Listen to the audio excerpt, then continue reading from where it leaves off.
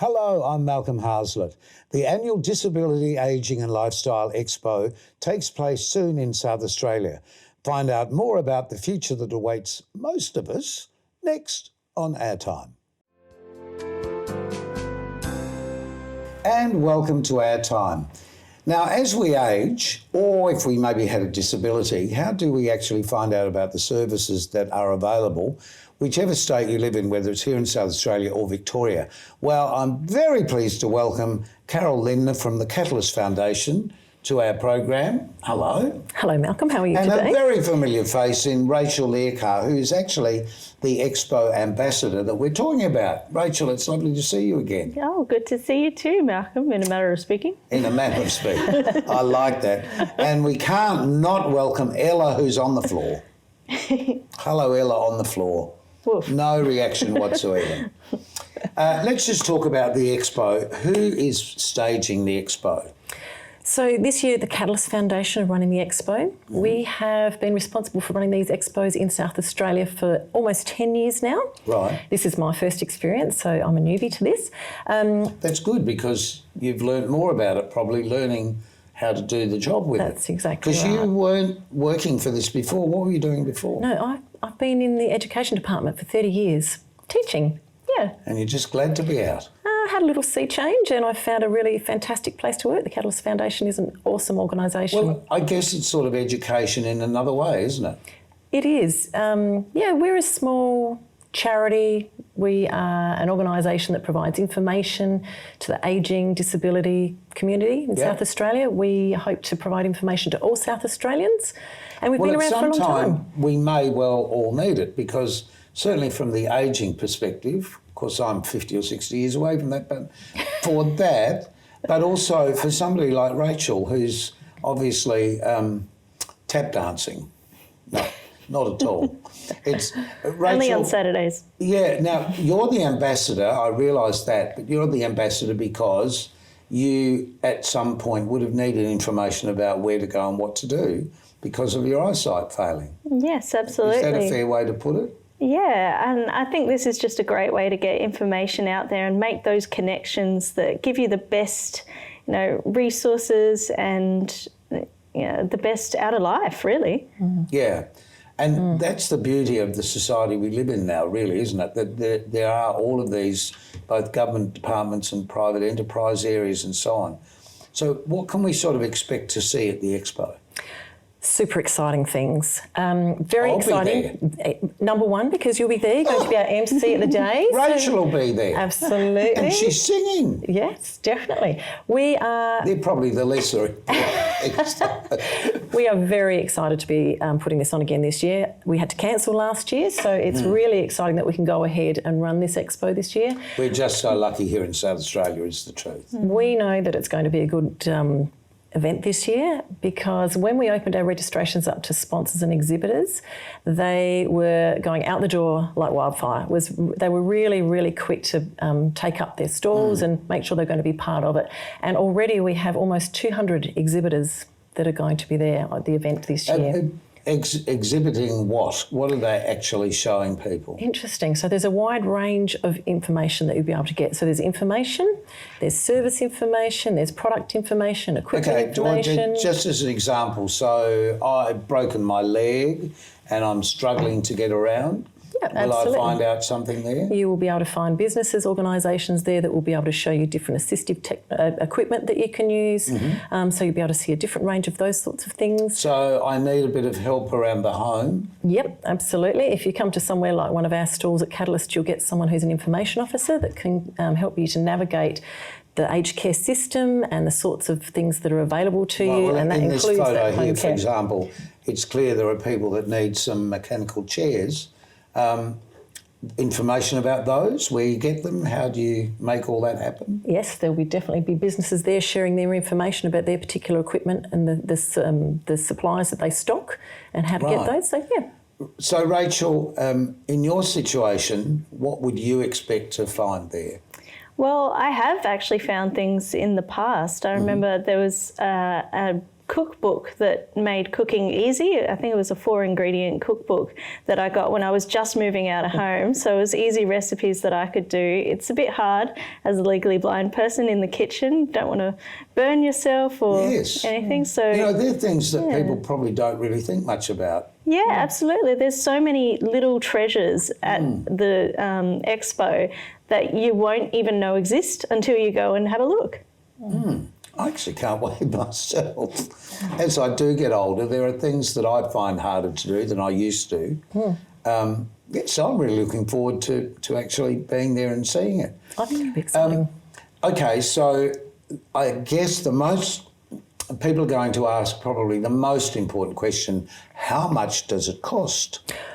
Very luckily, it's a free event. Exactly. It's which open is to actually all why South we're Australians. talking about it on this program, Definitely. because it's, as you said, open to everybody, all South Australians, whether you have loved ones, whether it's yourself, whether you're needing a wheelchair yourself or any sort of service, or whether it's your family, loved one, someone that you might provide care for. This is where you can come and find out all those bits and pieces of information. Now, we're just looking at a slide here with everybody looking at something, and that suggests to me that somebody might actually be either giving some advice or performing. Believe it or not, you may be the MC of that particular stage. So throughout the day, we not only have up to 200 different stall holders that you can go and visit, we will have different presentations. So different exhibitors will give quick snippets of information on the stage. Give an example.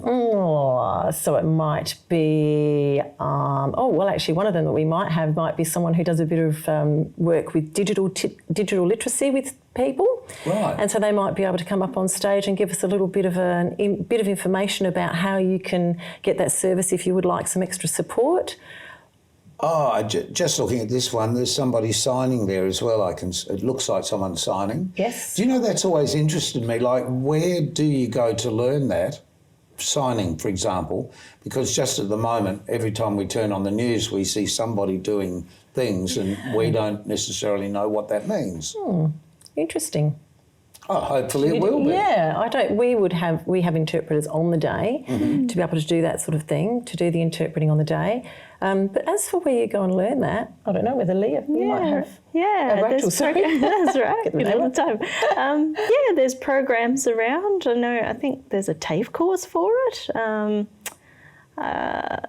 Through different organisations and charities give those sorts of programs, and I'm sure you could find out a bit about it at the expo too. Well, for example, for you are able still to read with specialised glasses, but you have to be particularly close to a screen. Yes. How did you find out about that sort of information, and can you on the day?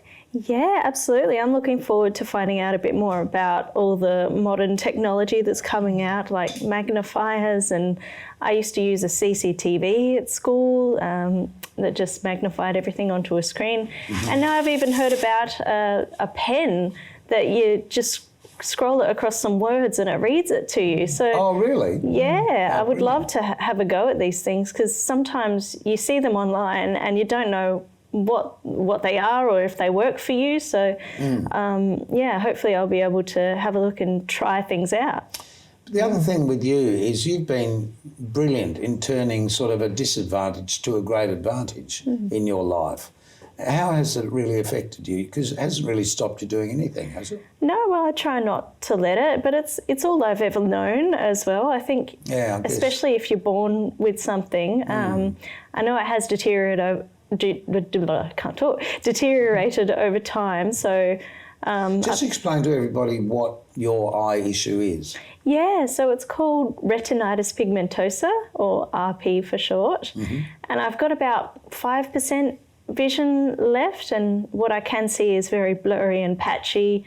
I've also got night blindness, tunnel vision, short-sightedness. So, but apart from that, you're really attractive. Well, I've got my obvious flaws, but I prefer to focus on the strengths and, try to attempt everything at least before saying I can't do something. Well, for all the time I've known you, that's actually been the case. It's never stopped you doing really anything, including the TV show that you sort of shot to fame with. Oh, yes. Let's talk about that for just a quick minute, because we don't always get a chance to talk to people who have been through that reality TV experience, particularly somebody who has issues seeing. How did that affect your life? I think it was quite an advantage, to be honest. I went for Australia's Got Talent and the X Factor first and didn't get anywhere, but when I heard blind auditions, I thought, oh, that's got to be a sign, doesn't it? So went for that, and although I can't, dance around on stage, I feel like I can still make a connection with people just singing to them and bearing my soul on stage. And because I can't see the people, I don't get as nervous. Right. That's a good thought. But you could be standing in the dark, not in the light, on the right part of the stage. Oh, yeah, that's true. I'm lucky I have people for that. And Ella. And your people Ella is here helped me. tonight being your dad. Yeah. Having a parents that have been so strong to assist you in every way possible. Yeah. If you didn't have people like that, would we find information about that at the expo? Absolutely. I think, as I said, the opportunity for all to come to this expo. It's not just if you have a particular service. It might be someone that you're supporting, or it might be someone that you're trying to offer other assistance to. Or even the fact that you know that this is going to affect you perhaps in the future as you grow old. And speaking of growing old, we have to take a short break and we'll be back in a tick.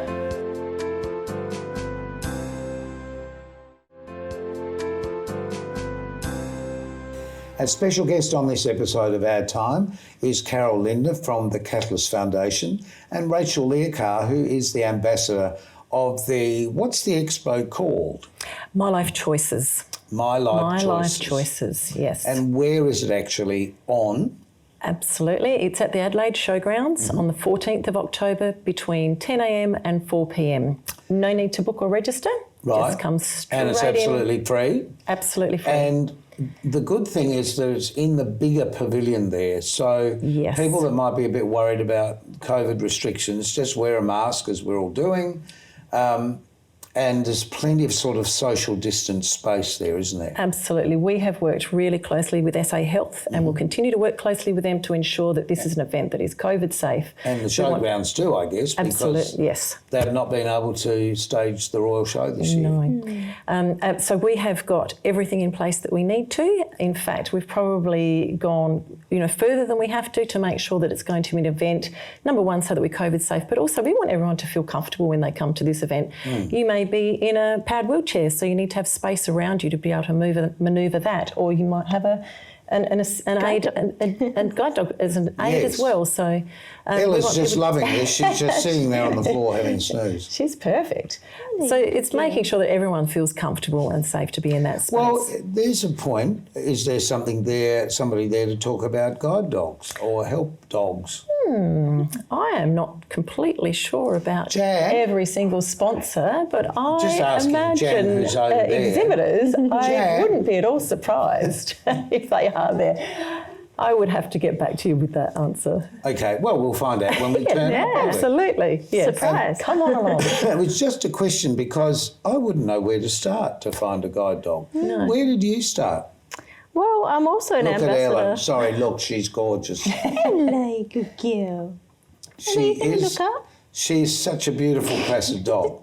But before you explain what I ask you, there is a thing that everyone should be aware of when somebody has a helping dog, which is about touching them while they're working. Just could you explain that? Yeah, absolutely. So when Ella has her harness on, she's in work mode. It's kind of like a uniform or of sorts.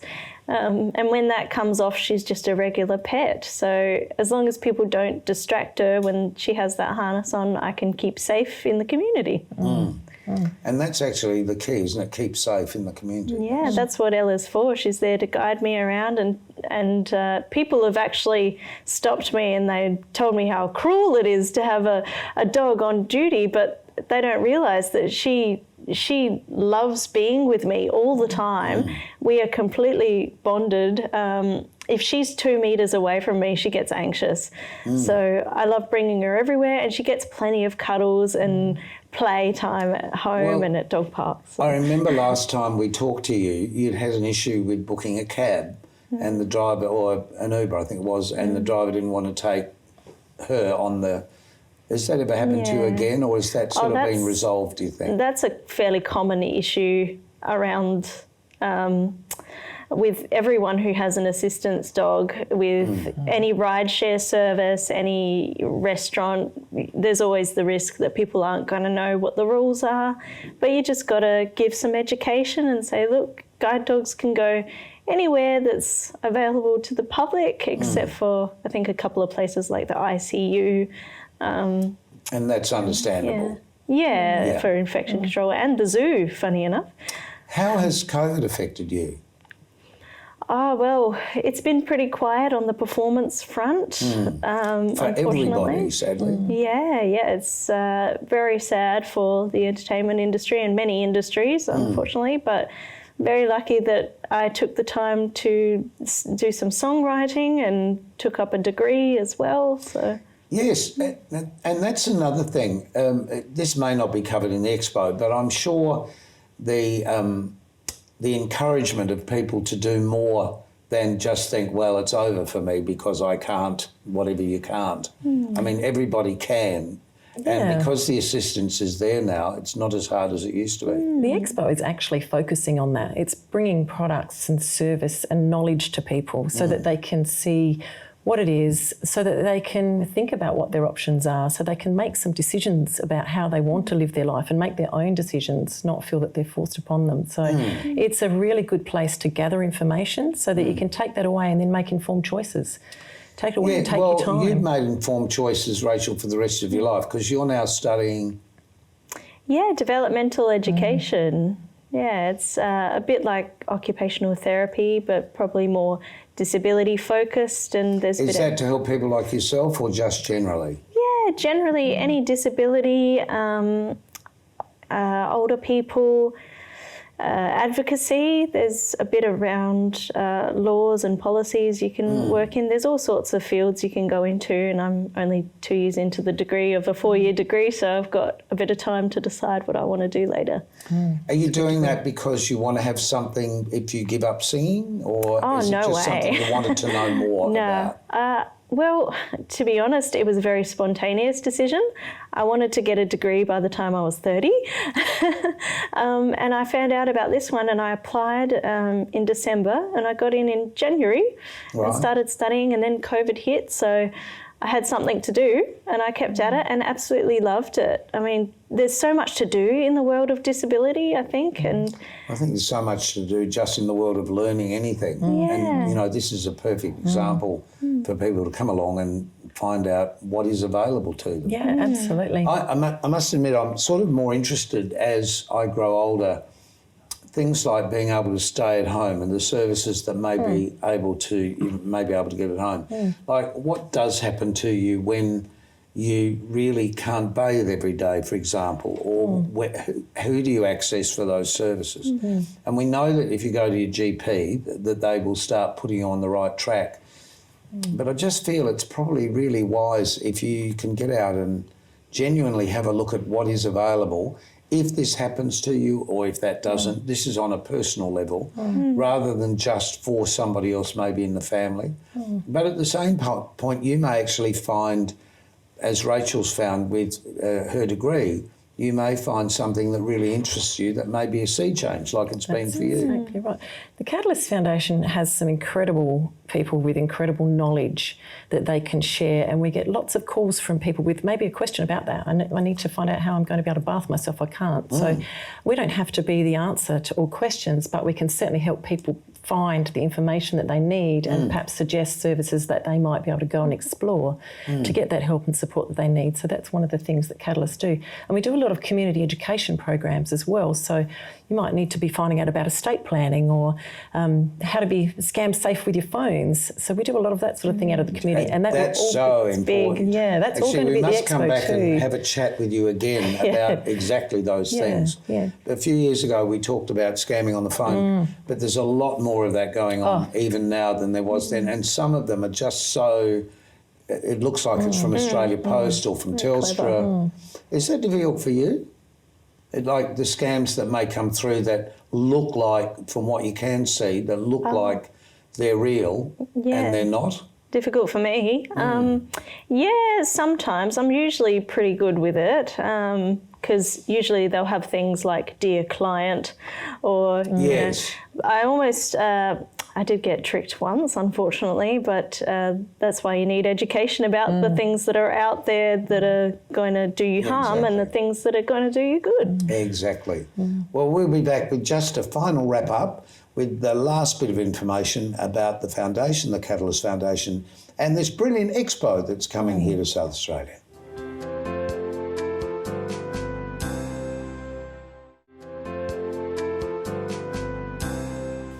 Hello again, we're talking about the Catalyst Foundation and the staging of the expo here in South Australia, which can give you a whole lot of information at my life choices for disability ageing. It's a lifestyle expo. It's free entry. It's on the 14th of October this year between 10 a.m. and 4 p.m. The beauty about this is that we've just had this lovely conversation with these two lovely girls, Carol and Rachel. Final point that we'd like to make to people watching. Final point. I hope everyone's as excited as I am that we're able to host this event this year. Absolutely. 2019, we had 3,500 people, and I am anticipating that it could be even bigger and better this year. Not only yourself on the MC stage, but Rachel's also singing a few songs, singing, After so many years. mingling out in the crowd. It's going to be really exciting. So it's a day to get out, to come out, and it's something that And it people looks love something doing. like this, so you've got a sort of understanding of what you're coming to. Yeah. I think it's the largest pavilion at the showgrounds. It is. And that's why it'll be COVID safe for everybody. Yep, Do you and know what you're accessible. singing here, Rach? Oh, it's going to be a surprise. Or should I tell you? To you? I like to hear. What music did they just put on? Oh, that's what I'm singing. Yes, I understand that. I will probably add in one of my songs that I wrote recently called Can Do, and it's actually about my experience with having a disability. Do you see yourself having a disability? Because like you said, you've grown up with this. You've just learnt how to live your life without thinking, oh, I'm disabled. Yeah, well, to me, everyone else is superhuman. So if you go up to someone and say, oh, I can't believe you haven't got super sight, then that's sort of like what I think. Like, I get that. I don't have it, but I don't need it. You know? Yes. You just function as you will That's and really adapt. interesting. You know, having that attitude, I don't have it, so I don't need it. That's a really good way to look at that. Live life to full. Yeah. Life to the So full. I'm really keen to find out more, even for myself, and I'm sure that if you're concerned about somebody in the family or you're concerned about yourself as you age, finding out more is interesting. But just as a last comment, the Catalyst Foundation can provide information all year round. It's not just something for this particular expo. They're the people, or you're the people putting the whole thing together. But like you said before, if you've got any questions about things you need to know about, this is a funded organisation by the government. We're a charity organisation. Yes, we are. We get some Commonwealth funding. We have information lines open 9 to 5 every day of the year to be able to help people as they need it. So. And that's really valuable on that phone number that was just on the screen. So if you want to find out more, I guess you can Google Catalyst Foundation. Our website, or give us a call. Pop into the expo because we'll all be there sharing the things that we do. So. Yeah, fantastic news. All right, thank you very much for joining us, Carol. Thank you very much for Rachel, having it's us. just lovely to Thank see you. your face again and Ella's face on the floor. Ella, would you talk to us? Could you get her to stand up and take a bow? Oh, very good, Ella. Oh, she's slipping. Thank you. Ella. Sit. Ella, No, sit. Whoop. face the camera. They want to see your face, Ella, not the other end. That's it. Lovely. Oh, that's beautiful. Yeah, goodbye. Thank you, everyone, for joining us on this episode of Our Time. So thank you so much, Carol and Most Rachel. welcome. Thank you. And until we see you next time on Our Time, keep yourself nice till then. Bye.